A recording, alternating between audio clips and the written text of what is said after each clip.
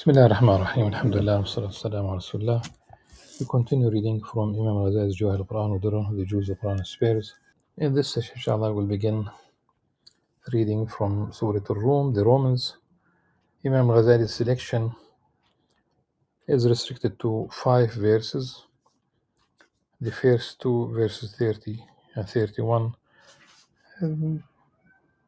Essentially, it's about the Hanifiyya,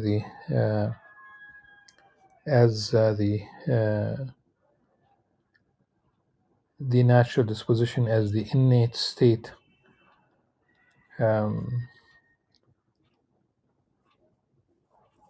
So the monotheism as something inculcated in humans as the fitrah, which Allah subhanahu wa ta'ala has put in human beings. And the other 3 verses,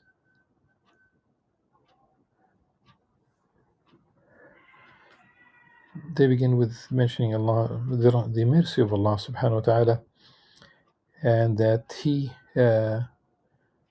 provides, talk about rizq, sustenance, and then it does mention, invites people to take care of their relatives,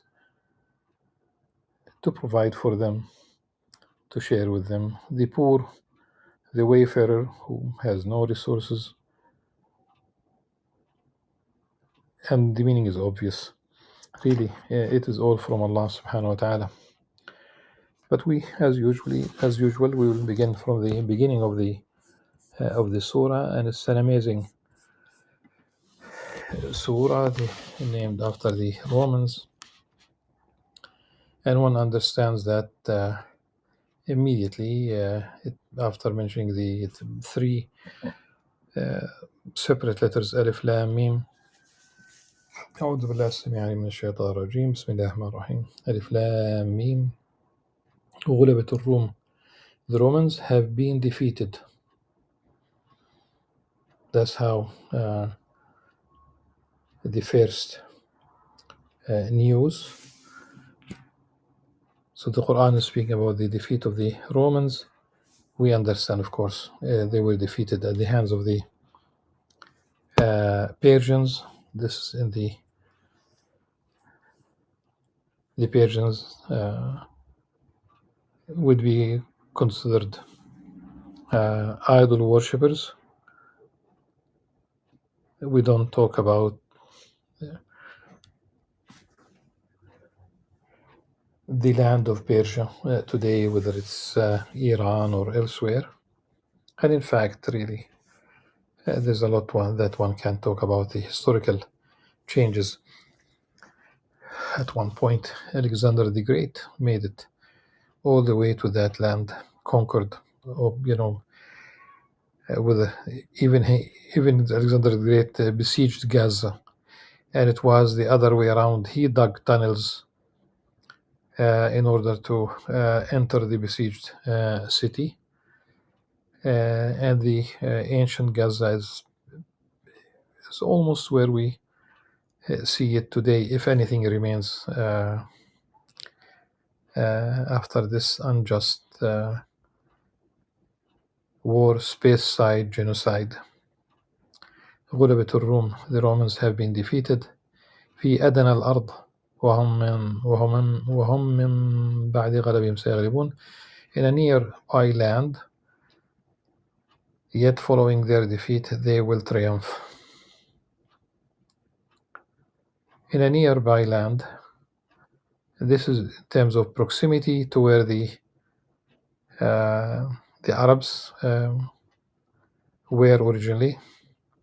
The Arabs basically began in Yemen, and then they spread north. By there you will find Arabs from Hadramaut all the way in Indonesia. That's how Indonesia became Muslim. The Malay world, really, it's not only Indonesia. You'll find them in the Horn of Africa and beyond, the east coast of Africa. there were lands that were governed by the Sultan of Oman. That's There's a certain amazing history there. So في أدنى الأرض, closest to where the Arabs were, those who were really listening to a revelation speaking about the Romans, the defeat of the Romans. It's also possible أدنى الأرض, the lowest point, but that's really uh, the Dead Sea area between Palestine and Jordan. The most, all of it is important, but the Quran already said here, وهم من بعد غلب سيغلبون, yet following their defeat, they will triumph, they will win the war. How long? When will? في بضع سنين. لله الأمر من قبل ومن بعد ويومئذ يفرح المؤمنون. In a few years, but of course, بضع is always understood in Arabic between 3 and 9 years. So if one uses that directly in translation, it is understandable. Though in a few here, a few, 3 to 9. That's Arabic. The whole matter is with Allah subhanahu wa ta'ala before and after victory. And on that day, the believers will rejoice.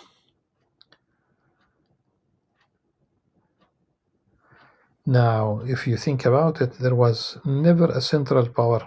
To my knowledge, there was never a central power in the Arabian Peninsula. Scattered tribes, tribal system. There are sometimes alliances between the tribes, but always there were wars amongst these tribes. No civilization, no civilizational force really. Nothing that matches the two superpowers to the north. To the north, northeast, that's the Persians, and to the north, northwest, that's the Romans. The Byzantines, these were empires, and they had wars between, ongoing wars between both sides for a very long period of time. And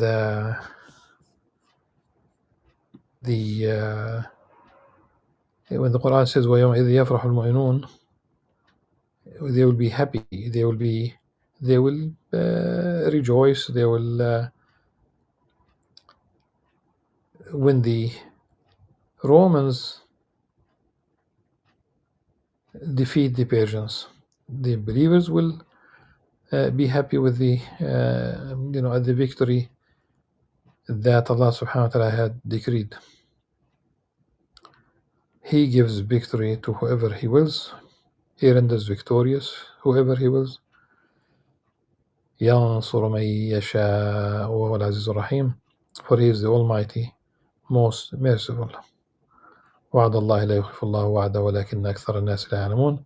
This is the promise of Allah, and Allah never fails in His promise, but most people do not know. Then we'll continue inshallah about what do they know. They do not know, but they know something. We'll get to that. But after really thinking about this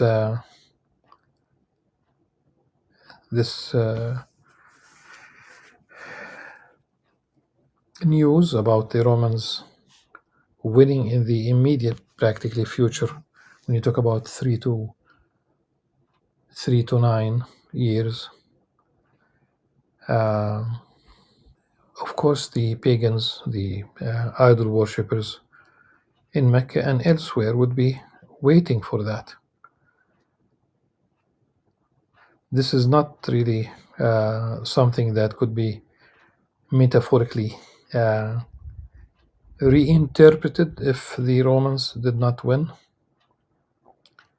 And this is one of the signs to the fact that this is a book from Allah subhanahu wa ta'ala. This is from God, and it did come to pass. It did unfold in history. The Romans did ultimately win, but since they have fought each other for a long period, both were to a certain degree exhausted to a certain degree, and this is when the Muslims headed north. There was kind of a vacuum. They did fight. They did fight the Persians. They did fight the Romans, and within few years, the Muslim empire reached really Europe, and to the west, to the northwest, to the north also, and they have reached China.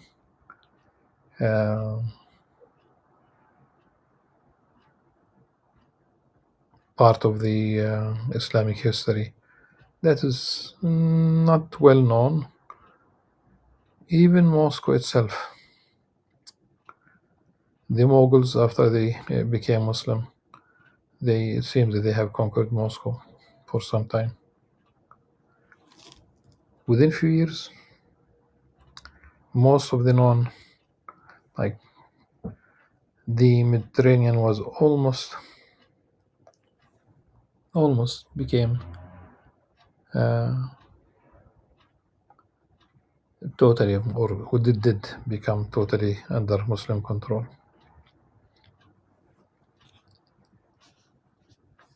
Even the United States had a treaty early on to protect its ships. But things change. تلك الأيام إذا شاهدت دولا من سره زمن ساءته أزمان. There's poetry about the downfall of the Islamic civilization, the Islamic presence, Islamic state or emirates or caliphate in Andalusia. 8 centuries ultimately just simply evaporated into thin air. Things do change. So if you see a superpower today, just wait. If you live long enough, you will witness the changes.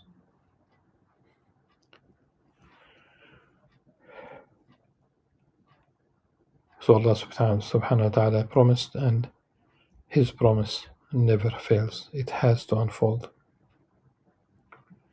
Now the last verse that we have read, verse 7, they, the non-believers, the idol worshippers, the pagans, they only know the worldly affairs of this life. Or rather than we did not read 7, this is where we continue. They know something of the worldly affairs, but are totally oblivious to the hereafter. In fact, today, the atheists would simply say there is nothing but this life. As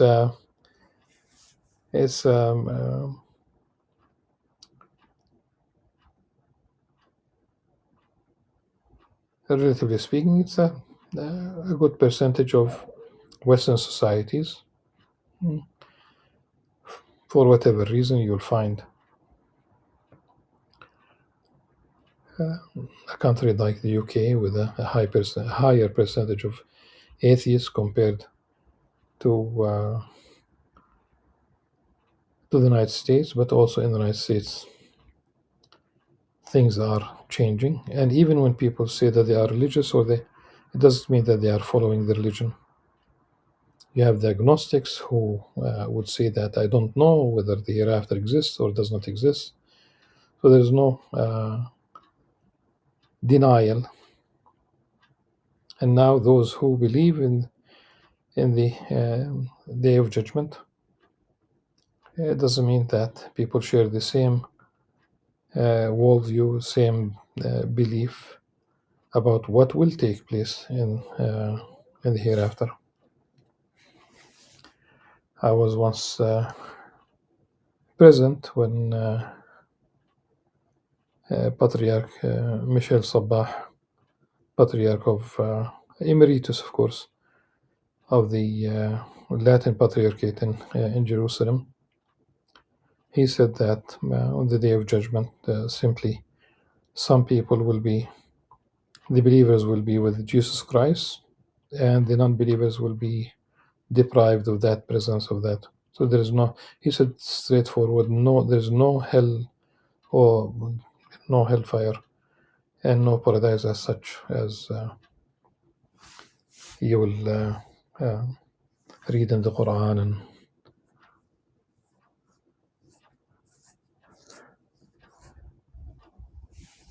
some. I think there is a statement by Al-Hasan Basri, a commentary on يعلمون ظاهر من حياة الدنيا وما الآخرة هم غافلون. He says someone might put a coin like a dinar on his finger and he would know exactly the weight of that dinar from experience. That's a worldly affair, but they are oblivious to the hereafter. Today, you talk about professionals, technocrats, scientists, but they are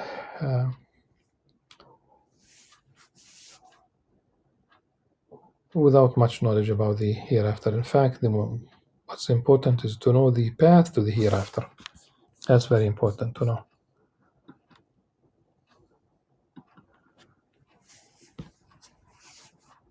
Have they not reflected upon their own being? أولم يتفكروا في أنفسهم؟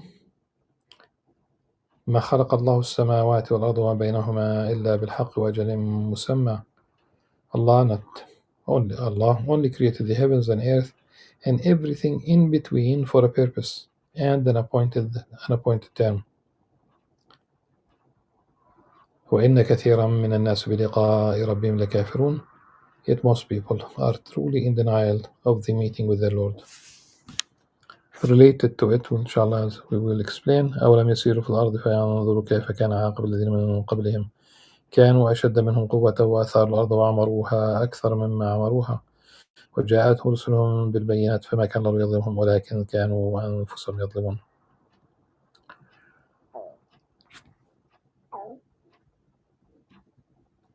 We have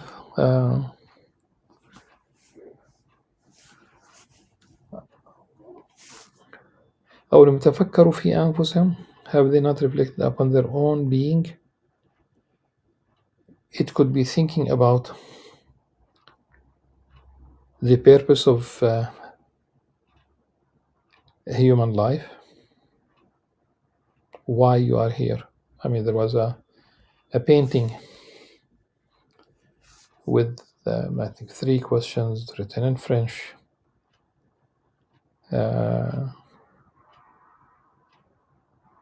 I think it was Gauguin, but doesn't make much difference really. Where did we come from? Who we are? Where did we come from? And where are we heading? What's the meaning of this life? Yeah, it cannot be the purpose of this life is here I am. I'm going to entertain myself all the way to the grave. Many people will not even endure. They will not tolerate that kind of entertainment. Oh, I'm here, but I'm going to be a sports fan, and I'm going to act like a hooligan every time my team plays a game. or I'm going to watch every single movie that is produced by Hollywood or whoever, or Disney.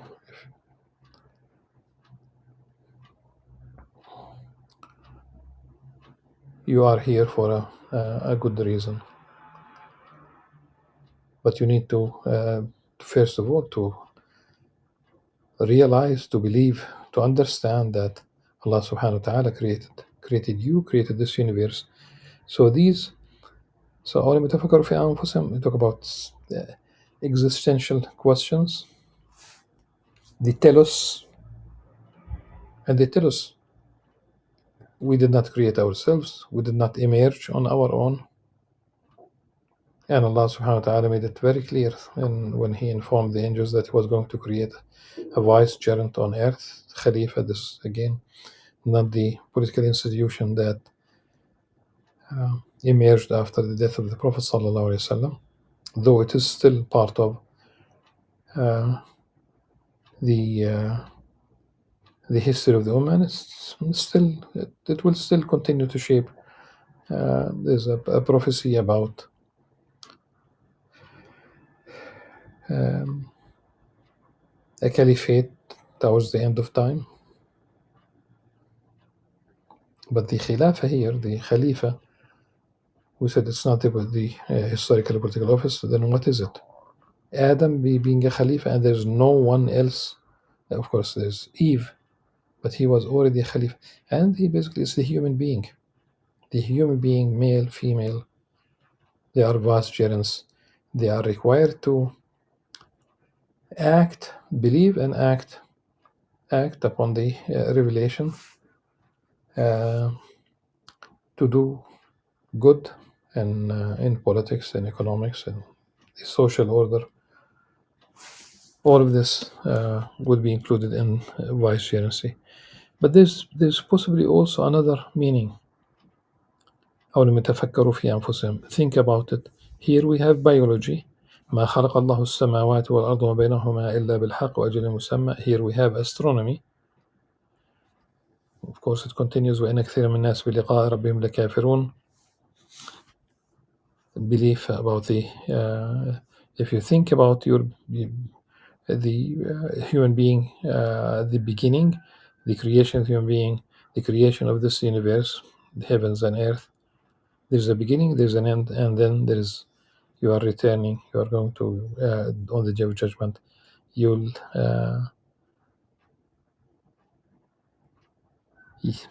you return to Allah subhanahu wa ta'ala. But it's a day of reckoning, it's a day of judgment.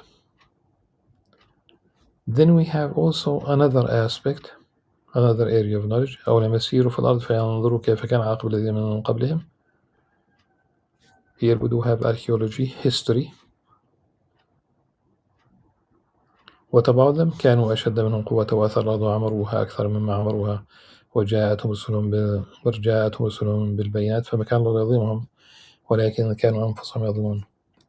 Have they not traveled throughout the land to see what was the end of those destroyed before them? Sometimes people will pass by the ruins and they will not think.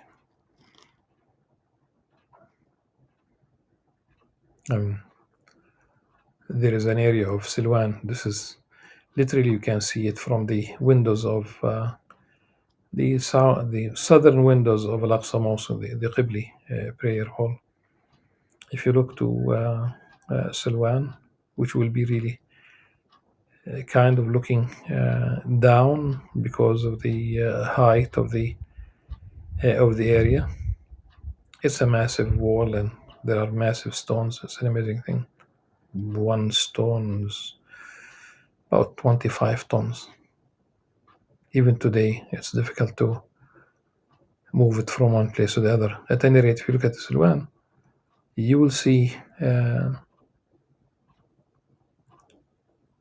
many caves carved into the stone of the mountain, just opposite the only spring in East Jerusalem. And this is basically because how life began in that area. Why people settled that area is because of the spring. Now these caves, if you consult books of archaeology, they will tell you this is the city of the dead. This is where people buried their dead. They did not dug the ground and bury them there. They dug caves and they buried their dead in the caves. Probably the average person would not even know this. Necropolis. So here we have biology, we have astronomy, we have archaeology and history. And this is why this, Islamically speaking, if you pass by an area where a general punishment took place, this is how people disappeared practically. Different peoples.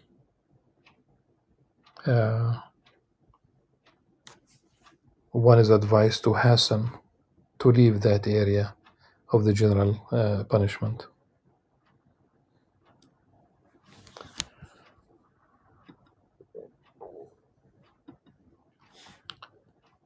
ثم كان عاقبة الذين أساءوا السوء أن كذبوا بآيات الله وكانوا بها يستهزئون.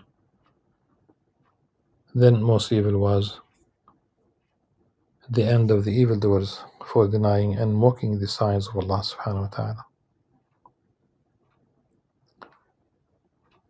Inshallah, in the next session we'll continue reading about the fate